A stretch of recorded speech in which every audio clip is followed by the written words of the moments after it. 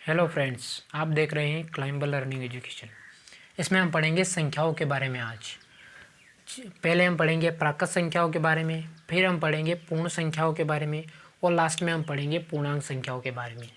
शुरुआत करते हैं हम प्राकृत संख्याओं से। इन्हें हम इंग्लिश में कहते हैं नेचुरल नंबर्स। इनकी शुरुआत होती है एक से शुरुआत होते हुए ये पहुँच जाती है अनंत तक।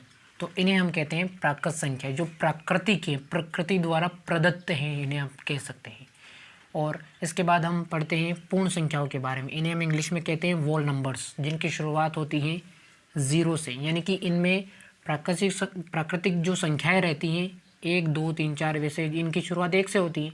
इनमें 0 और ऐड होते हुए ये पूर्ण बन जाती है, इसलिए हम इन्हें कहते हैं पूर्ण संख्याएँ, जिनकी शुरुआत होती है 0 से।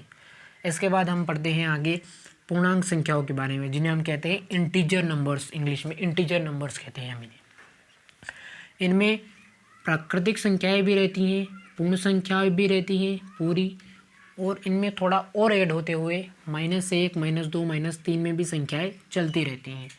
तो इनकी ज़रूरत हमें कहाँ पड़ती है? जब हम कहीं पर जाते हैं, जब हम ठंड ज़्यादा रहती है तो वहाँ पर तापमान कई बार माइनस में चला जाता है, तो इसलिए हमें माइनस की भी संख्याओं की ज़रूरत पड़ी है। तो इनमें हम कंपैरिजन कुछ इस प्रकार से करते हैं कि जैसे कि ये -3 है, ये -2 है, तो ये -3 और -2 में कंपैरिजन इस प्रकार से होगा कि ये -2 है, इस -3 से बड़ा रहेगा, ना कि छोटा। इन दोनों में यदि हम कंपैरिजन करेंगे तो ये -4 और -3 है, तो इसमें ये -4 छोटा है और ये -3 बड़ा है।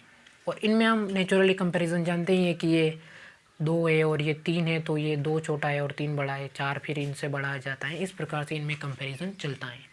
तो हमने पढ़ा आज प्राकृत संख्याओं के बारे में, पूर्ण संख्याओं के बारे में, और लास्ट में हमने पढ़ा पूर्णांक संख्याओं के बारे में। धन्यवाद, शुक्रिया।